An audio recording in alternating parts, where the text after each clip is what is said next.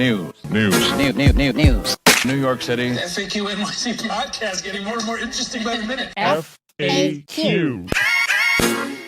It's FAQ NYC, the New Yorkers podcast from the newsroom by and for New Yorkers, the city. I'm here today with Katie Honan. Hello, Katie. Hi, Chrissy. Harry Siegel is off today. Before we get into the news, this week is Thanksgiving, so we want to say a big thank you to all of our listeners, especially those who donate to us each month. When you set up an automatic monthly donation, that makes you a sustaining member of FAQ NYC and the city, the newsroom we're part of. We asked our sustaining members what inspired them to give, and here are a few of their answers. First, I first discovered the city via its podcast, FAQ NYC. From there, I began reading the website and greatly appreciate the depth it brings to issues that too often get overlooked by larger media entities. Second, independent local journalism is essential for a functioning democracy. I'm impressed by your reporting and a fan of the FAQ NYC podcast. And lastly, the city does local reporting at its best. Its reporters keep me informed on the most important stories and highlight issues and problems that would otherwise go unnoticed. It's invaluable. So, to join these folks and become a sustaining member, go to thecity.nyc/give and set up an automatic monthly donation. Or if you're already a sustaining member, you can make an extra gift to support our year-end fundraising campaign. And again, that's thecity.nyc/give. And thank you so much to all of our listeners, readers, and donors. And a happy Thanksgiving to you all. Now, let's take a quick look at some of the news happening here in New York City, from our current mayor to a potential mayoral challenger. Katie?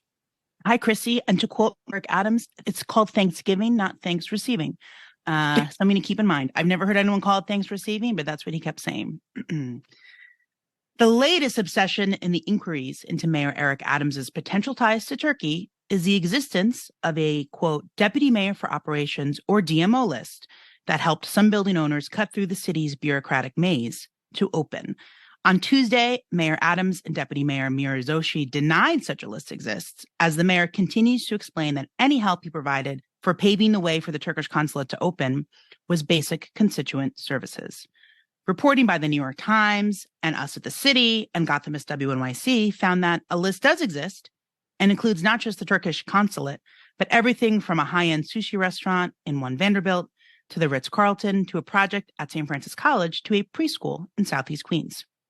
And despite what the mayor and deputy mayor have said, Fire Commissioner Log Kavanaugh confirmed that the list does exist, telling NBC New York, quote, "The list has always been shared widely with a large number of people and has always been about city interests."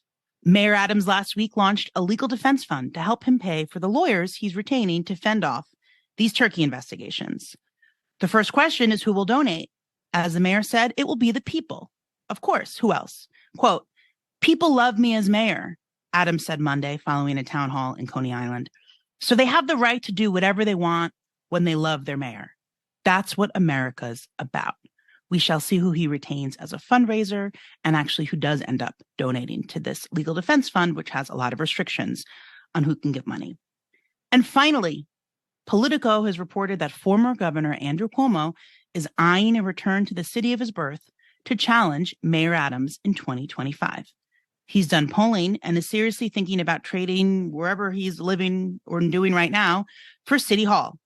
Chrissy, do you think Andrew Cuomo, former guest of the FAQ podcast, has a serious chance at becoming mayor of New York City? Oh my gosh, Katie, that's so much to think about. He's got turkey on turkey with some turkeys. Okay, one, I'm going to say it. I think there was a bad call that we had him on the podcast. I know that we have, we should have intellectual ideas and whatever. I don't think that was a good episode. I did call him an asshole on the podcast, which I think will come back to haunt me. Oh, I said people said you were an asshole.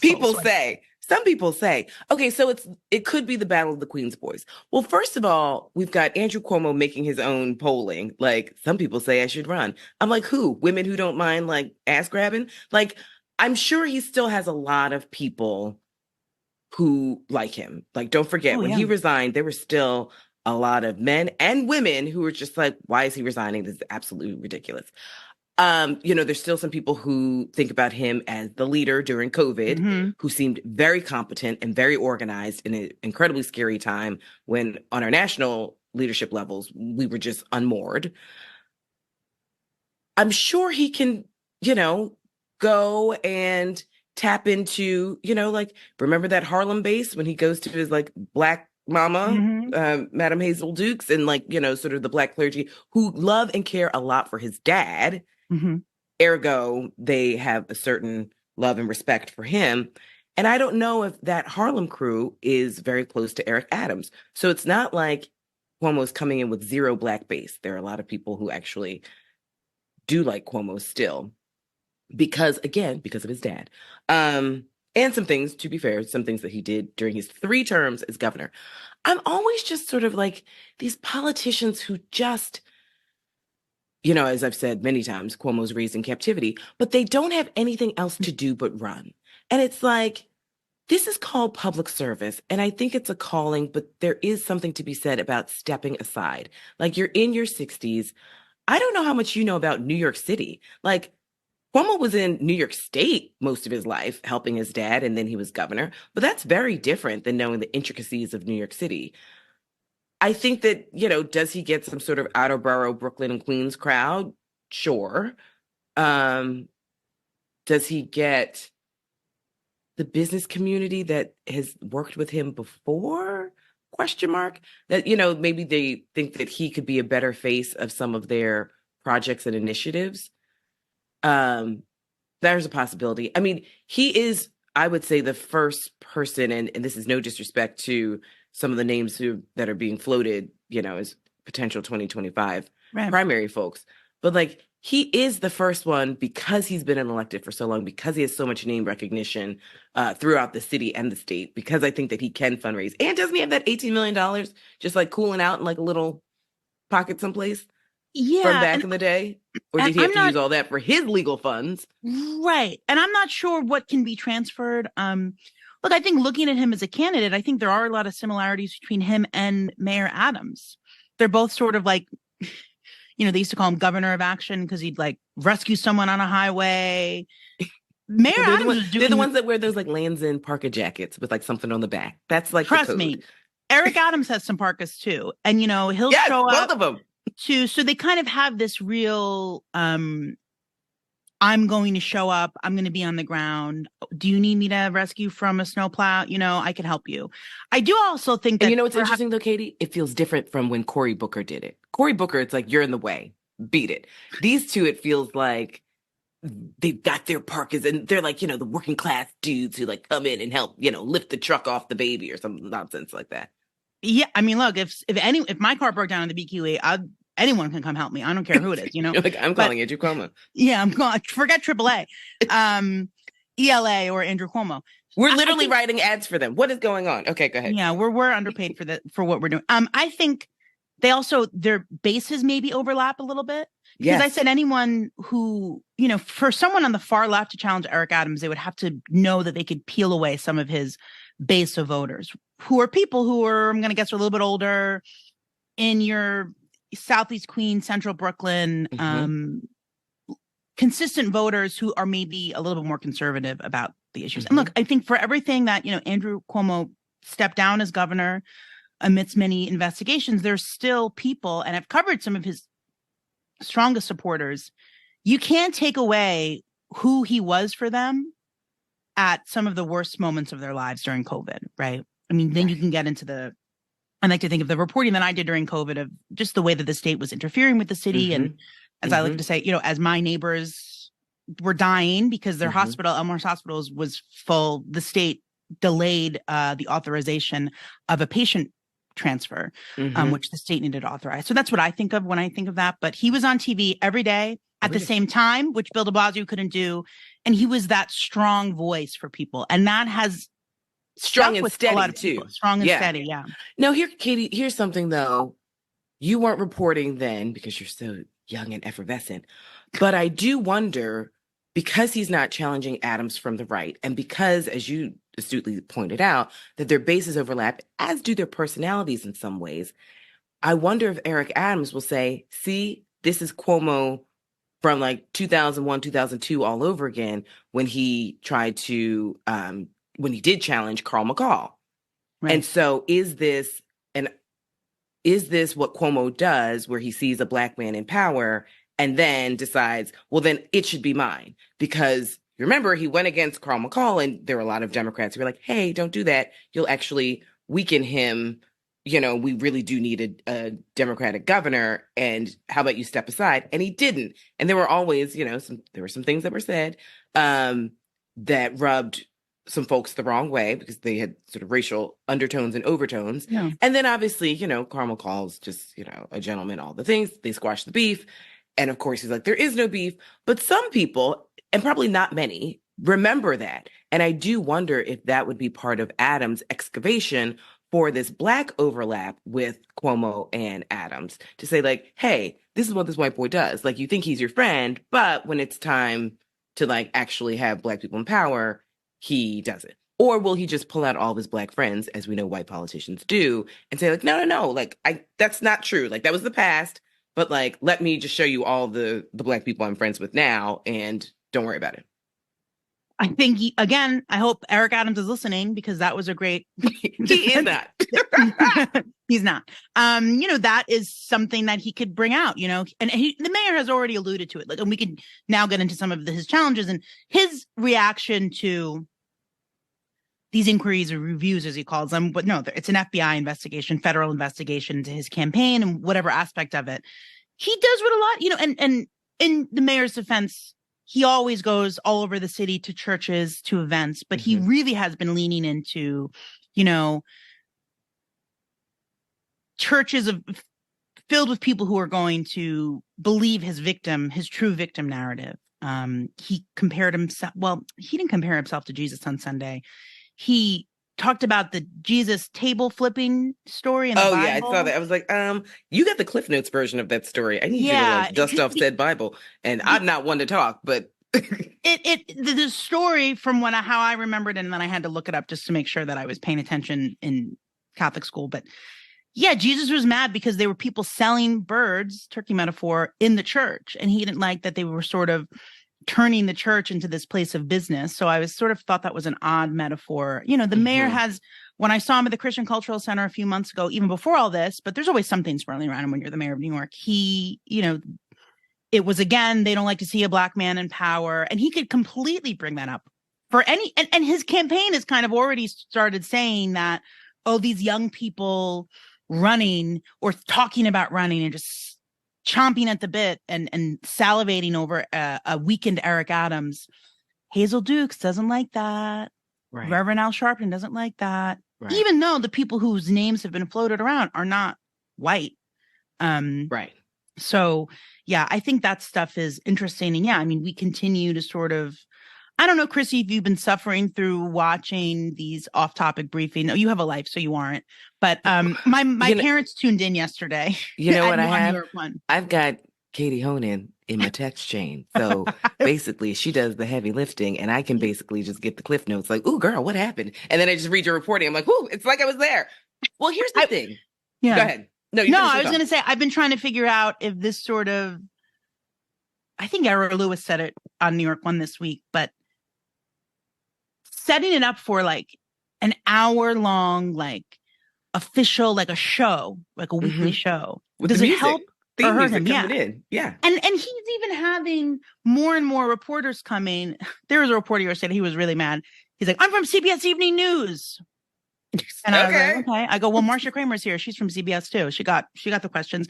But I think you're drawing more attention to something. I don't know if that's what the mayor necessarily wants. And I don't know. Well, it's just a no, right? I mean, it's an interesting thing. I don't know if it's helping or hurting his ultimate goal, which is to sort of deflect.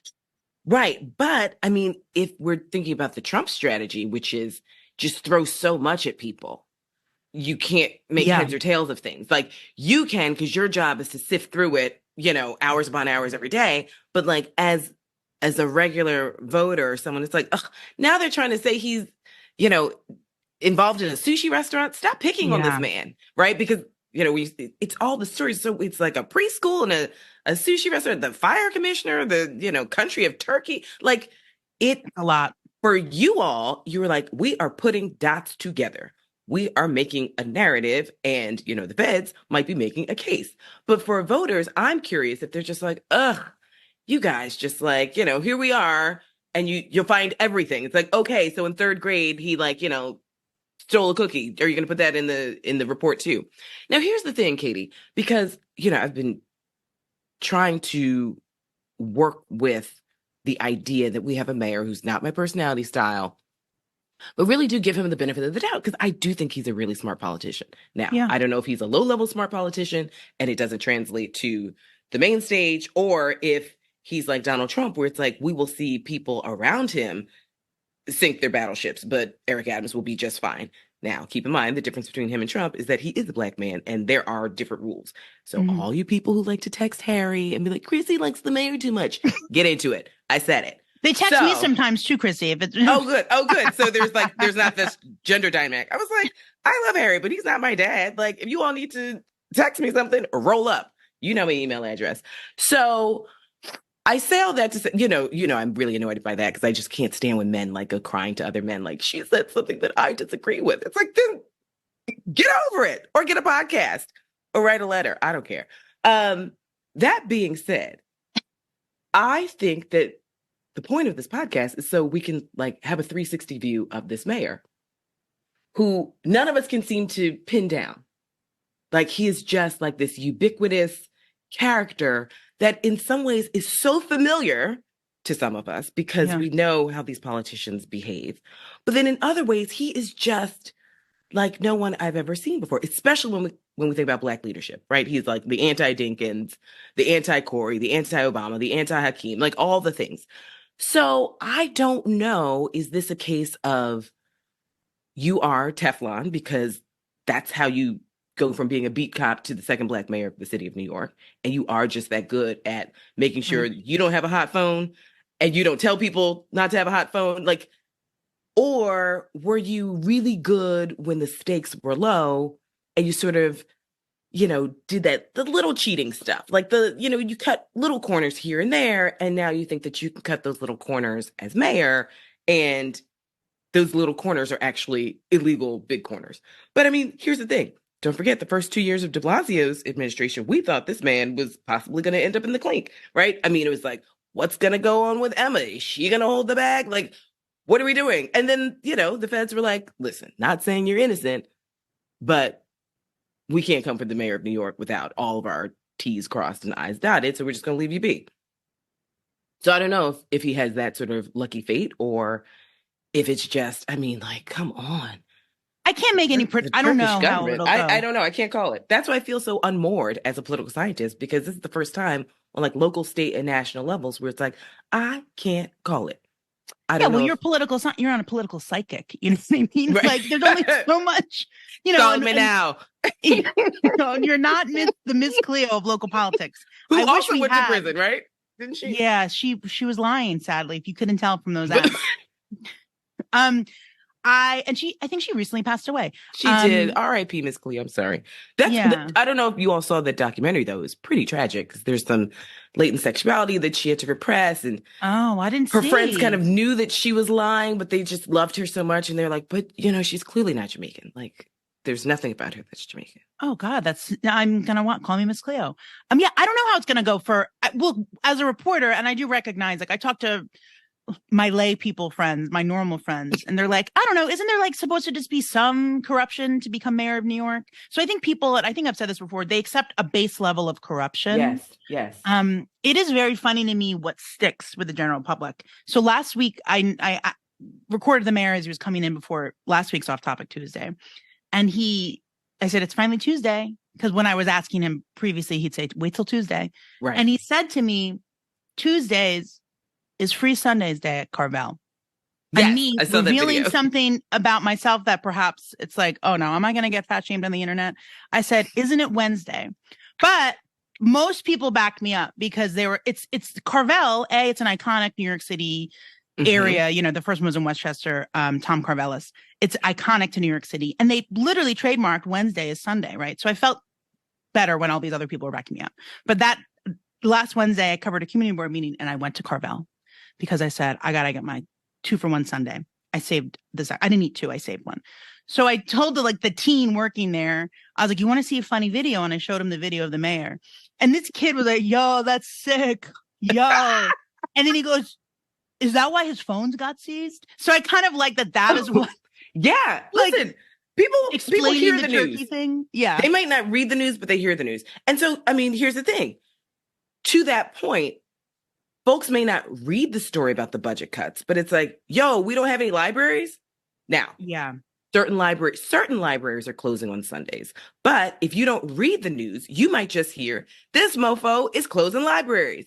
Yeah. Or he's like, he's closing schools or whatever You hear a lot of some people are hearing that that NYPD gets no cuts, then other people are hearing that NYPD is getting 20% like everybody else. So I think it'll also be interesting to see how he controls the narrative or tries to control that narrative. Also, as an aside, I haven't fought anybody in my grown old age, but I swear, if someone tries to fat shame you on the internet, I am taking off these. But I'm putting on some Vaseline, old school style. Like we will square up.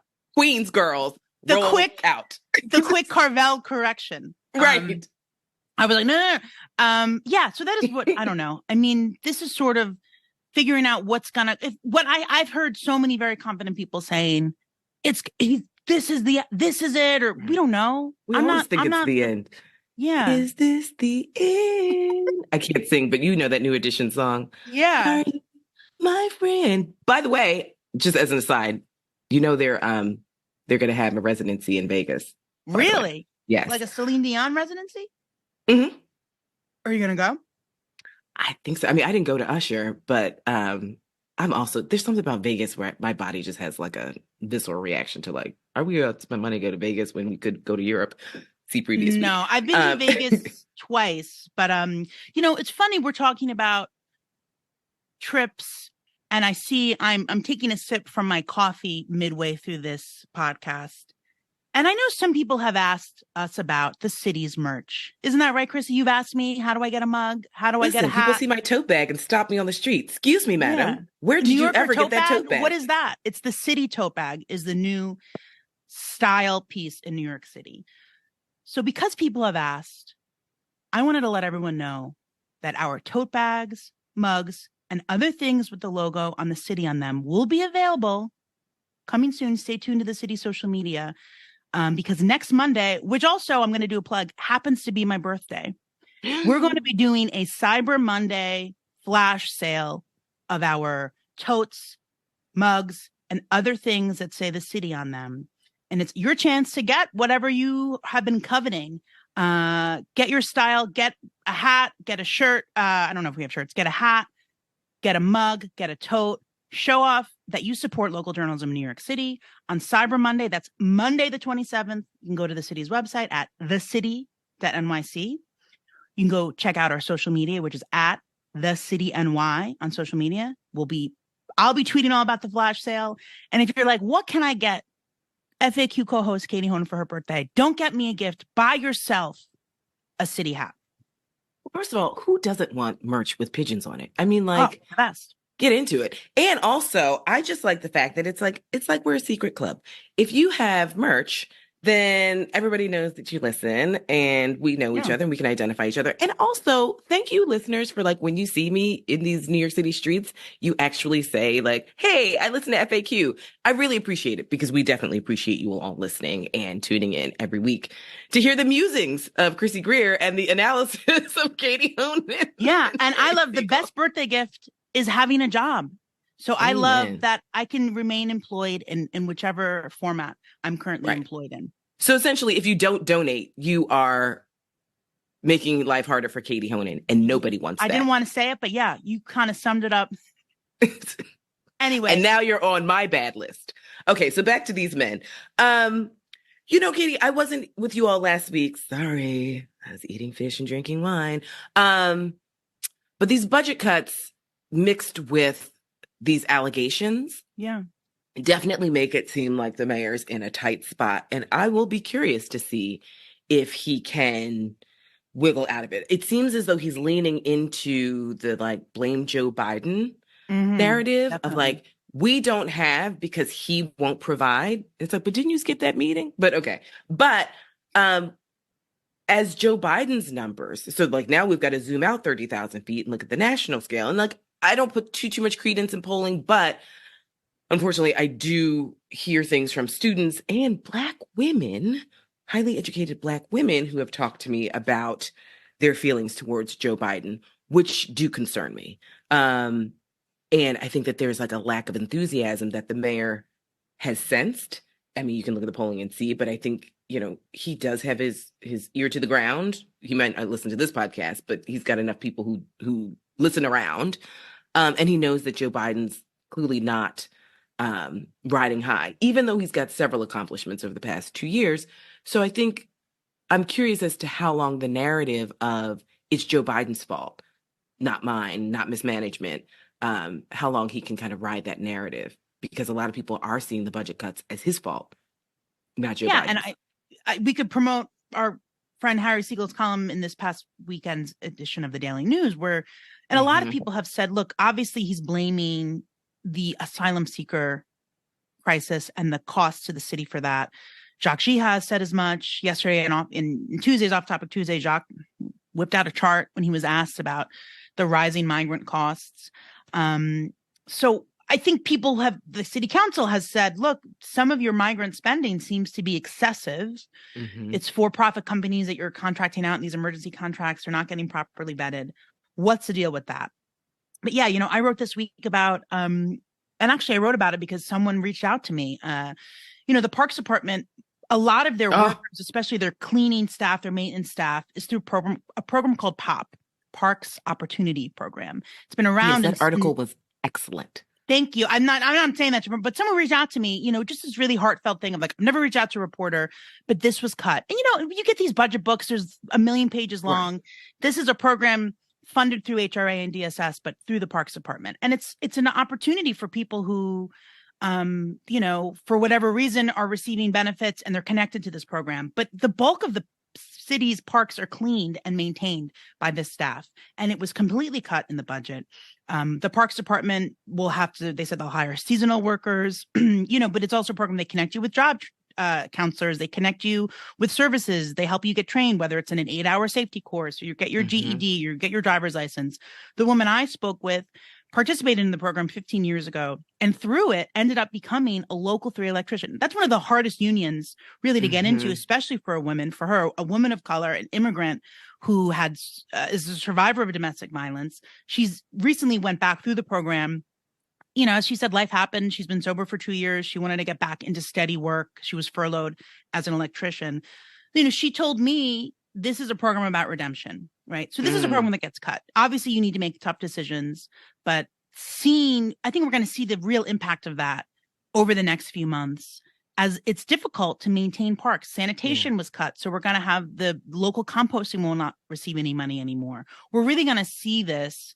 And yeah, the libraries, I saw it misreported that it's all weekend coverage, weekend service. It's Sunday. The libraries, not all libraries have Sunday as well. So it's sort of a mixed bag of that. But yeah, I think people are not, Cardi B in her viral video blamed Joe Biden correctly in terms of, well, I don't want to say correctly, but she put it on Joe Biden for not giving more help to the municipalities. But they're going to blame Eric Adams. Yeah. And then this isn't new. Parents and educators and students have already, for the past 2 years, blamed the mayor for cuts in their schools.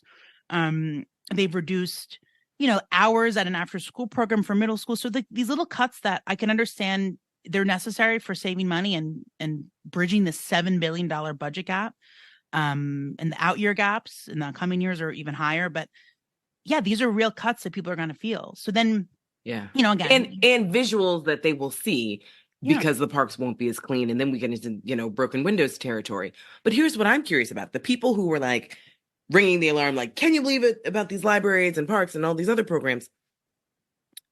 In the Eric Adams estimation, are these his voters? Do these people vote? And did they vote for him? So it's like the people who were like, I use the library every Sunday, which a lot of different types of families do. Of that group, like, what's the Venn diagram of people who didn't vote, or people who voted for, the more progressive candidates? And Eric Adams is like, okay, well, you weren't going to vote for my reelection anyway. So like, let me focus on the issues of my voters or my potential voters. I'm just curious as to like what his calculus is. I think it does make it a lot more complicated for him if a Cuomo runs as opposed to a progressive. Because a progressive, he can set up a clear narrative of, look at what happens when progressives are in charge and they don't know, right? And so then they give away money and blah, blah, blah, and give away the store. When it's Andrew Cuomo, who also we know is not shy when it comes to, negative campaigning, or negative whisper campaign, shall I say. I think that's a harder challenger because he's so similar to Eric Adams in personality style.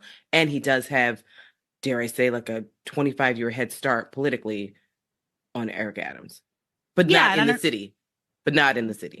Right. And I don't know if he says, like, I'm trying to imagine Andrew Cuomo being like, I would have never cut Sunday service at the library. So right. I don't know if he's on that end. Yeah. And the mayor's calculation, from what I can tell, is he's hoping that people do, he said, you're mad at these cuts, so am I.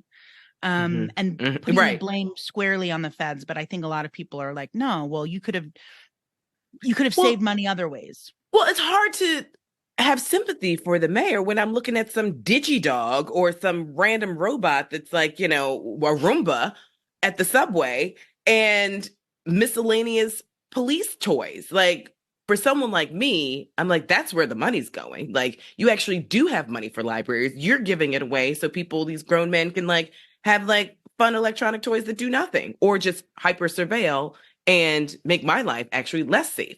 So, but then again, I vote. I'm also a peculiar voter, but like a lot of people who would agree with me aren't necessarily voters. I mean, we can look at the numbers and it's like our municipal voting is so abysmal and embarrassing. I don't know what the Venn diagram looks like for people who are highly critical of the mayor and people who actually vote in municipal elections.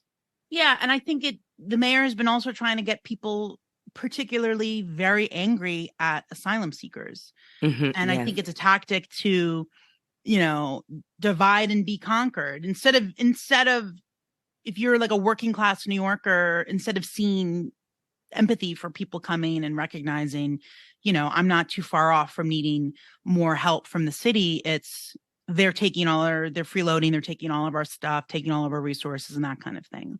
Which is interesting because he's got a gaggle of immigrants in his inner circle, which, this reminds me of like Arizona when you have like Latinos who hate immigrants. And I'm like, wow, this is kind of like you're setting it up in New York where you have so many people in your inner circle who aren't Black American. They are from various Caribbean countries and South American countries. And they are also saying the same thing as the mayor. And it's like, oh, okay. So like we're doing that now. I mean, it's the tale as old as time when it comes to New York City and the United States, but it saddens me nonetheless. Close the door on your way in type of mentality. Right. Listen, I climbed up this ladder and I did it. So now we need to pull up the ladder and see what you can do. Yeah. I mean, that doesn't take away from the fact that, it has been a significant financial strain. But, I don't. Right. I think the narrative of people are trekking all this way just to get a free. People always say luxury hotel room. There's nothing luxurious about, a tent in Floyd Bennett Field. Well, there's nothing luxurious about not knowing where your meal or your housing and language barriers. There's a reason why people are risking life and limb and leaving family to come here.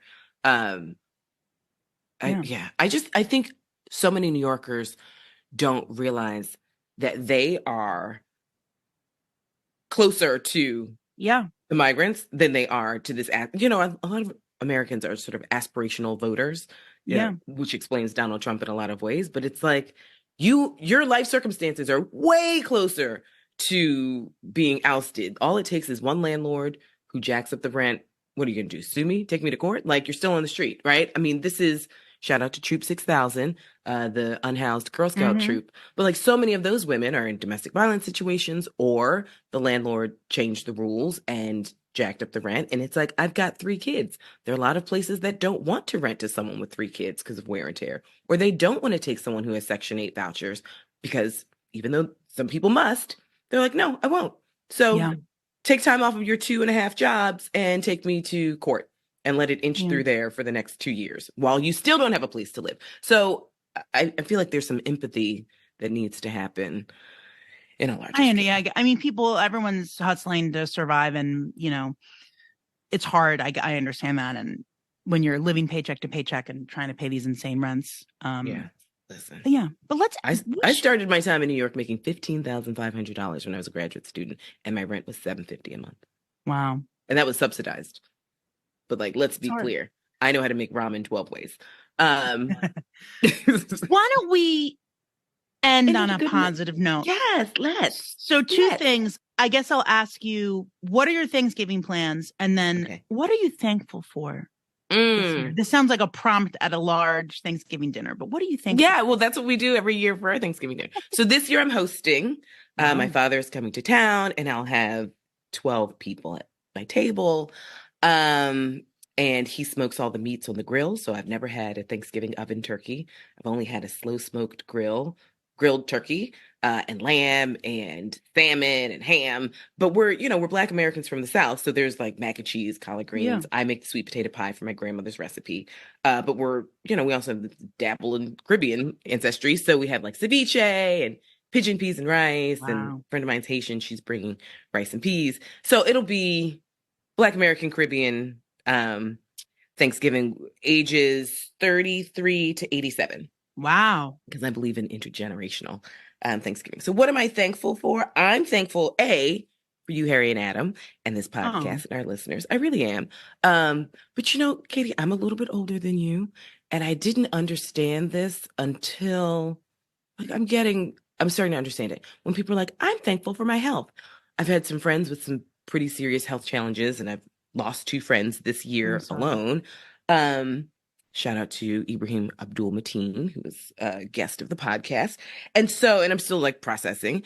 But, like when people say like, I'm thankful for my health and my friends and my family who are healthy, I really am like genuinely thankful that like, trying to get into that mindset of like, I get to work out, you all know I had this torn tendon, so I was a little immobile. And that was like a humbling experience to not be able to just do things.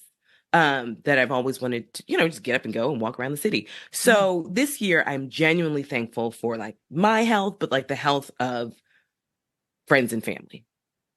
Yeah. What about you? Oh, me. For us, we always. And go I to can't my wait to hear. Give me the menu. Come on. What are we getting? And we eat at 3:30. Okay. As I've discussed in this pod before, we eat like before noon every year. 6 a.m. You're like, rise and shine. I'm going to my parents' house in Rockaway. We have it's like my sister, brother-in-law, nephew, my aunt on my mom's side, my parents. My mom does all the cooking. When I'm over there and I even try to like cook myself an egg, she's like, yeah. So I don't mess around in her kitchen. She this morning was like, we're not going to have a full breakfast. We're just going to have an antipasta platter for breakfast, which I'm fine with. Please take a picture of it and send it to me. I will. Yeah. So we eat really early. Then we kind of I'm a big fan of the early Thanksgiving dinner if everything's finished. Because look, then you get to mooch off your friends. Mm-hmm. Like there was one year I had 3 Thanksgiving dinners because it's like we ate early, had dessert, rested, watched the dogs, right? The little dog show. Then it's like family, friends. Oh, okay. They're just wrapping up their dinner. I'll pop by there for dessert. Okay. Oh, you want to make my little plate? Yeah, I'll take some. And then I have friends who are from Argentina. They're always eating late. Oh, yeah. They're like, oh, you want to come over? I'm like, yeah, I'll eat at 9 p.m. So it becomes a really like long thing. So yeah, that's great. On the block that I grew up on, they do a little football game. They put out food. So you're kind of eating all day. So as long as you get hours out of the way. My mom last year recorded a video where she just she's not a doctor, but she watched a lot of medical shows. She's like, it's actually better for your digestive system to eat this early.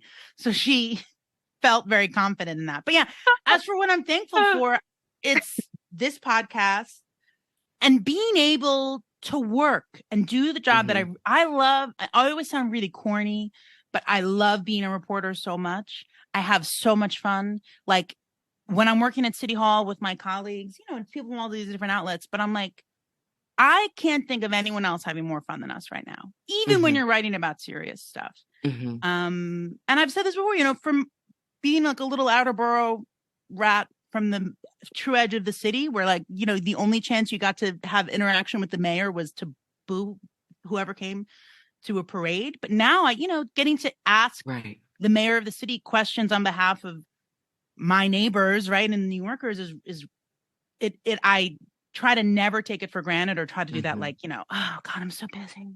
First, I'm always like, guys, we're just reporters. We're not curing any diseases. We're not curing childhood leukemia over here. So like, everybody you're not in a farm, I'm not like picking strawberries at 3 in the morning. Whatever. And yeah, I would say I'm always trying to reflect on, I guess, especially around my birthday, like my large network of people, my family who I'm very close with, who are all, thank God, healthy and happy and thriving. And my friends, I always say I have like a long list of people. If I want to call, I can call up 15 people to complain about something stupid and they'll be happy to listen to me. So that was always a blessing. I had no idea that you and Harry were birthday buddies. Yeah, well, he's a Scorpio, I guess, but because he's right at the cusp. But yeah, Harry's birthday was on Tuesday. That's right. So wait, this makes you a Sag? I'm a Sagittarius. No wonder. You're not the first person to say that. I don't know. No, it's just, listen, I have a lot of my closest friends are Sagittarius. There's, there's something about that like hot fire energy that, as a crab, I'm like, I'm into it. I'm like, I I'm don't a centaur. know too much about horoscopes, but I do know that like I get along very well with a lot of Sagittariuses. So, okay, listeners, let us know. What are you all thankful for? What are your Thanksgiving plans? I want our listeners to be a little more like interactive with us on like the interwebs. They want you to tweet at you when they're mad. Listen, that part, I block people with a quickness. Like the block party is begun. Boom. But I mean, like, let us know. Like, what are you all doing for Thanksgiving? What are you thankful for? Send us a pic of your plates, because I would like to see what other people are eating. Yes. Okay, so wait, what's your favorite dish? I always look forward to the mac and cheese. And as a Black person, it's too much pressure for me to make it. I can't. I told my friend Akisa, who's like an amazing cook, I was like, you're in charge of the mac and cheese. It's too much pressure, because if the mac and cheese, and hers is going to be great, but like if it's not good, then that's the whole dinner. I hate turkey. I know this is not technically a dish, but my favorite part of Thanksgiving is the gravy. So whatever can help me get to the gravy. I always ask this question to my students, and like we literally like come to blows, because some people are turkey people. A lot of my students are mashed potato people, and I'm like, is this a new? I was like, maybe I don't know if it's a little cultural volcano for the gravy. But I'm like, we've never had mashed potatoes for Thanksgiving. Never, not once in my entire life, and I'm in my 40s. So yeah, I guess it's like turkey mashed potatoes, but it's so foreign to me. Okay, let's stick to landing. That's that. Next Happy Thanksgiving. This More is turkeys? Not the last time we'll be talking about turkeys. We can talk about Turkey, the country. We can talk about turkeys, the ones we ate. We can talk about turkeys, the ones who are running for office. And yeah. There you go. Everyone have a wonderful Thanksgiving. Stay safe and warm, and we will see you all next week. FAQ. FAQ NYC is part of The City, a nonprofit, nonpartisan newsroom dedicated to hard-hitting journalism that serves the people of New York. Right now, The City is in the middle of its year-end fundraising campaign. If you like what you're hearing, the best way to support the pod is by setting up a monthly recurring donation by going to thecity.nyc/give. If you already make a monthly donation and want to add a little special one-time gift, you can also do that at thecity.nyc/give.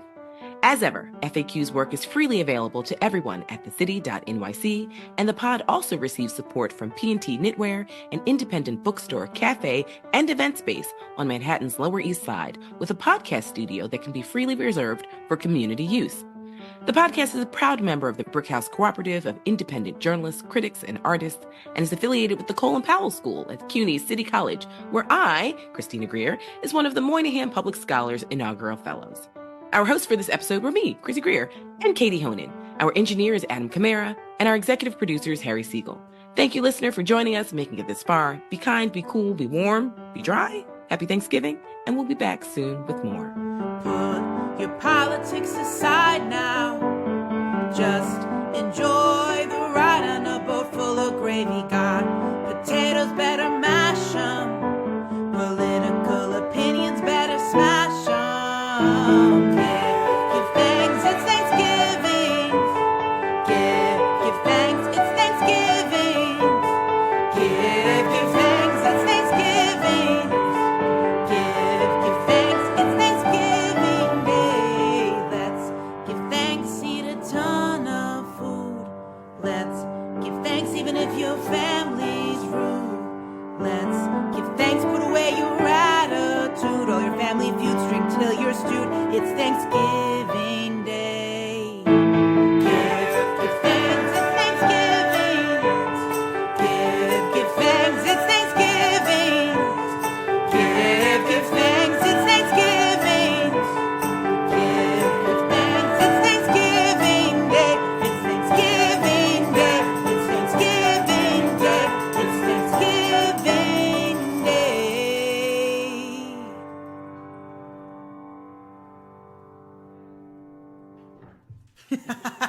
Hey, give thanks. It's Thanksgiving.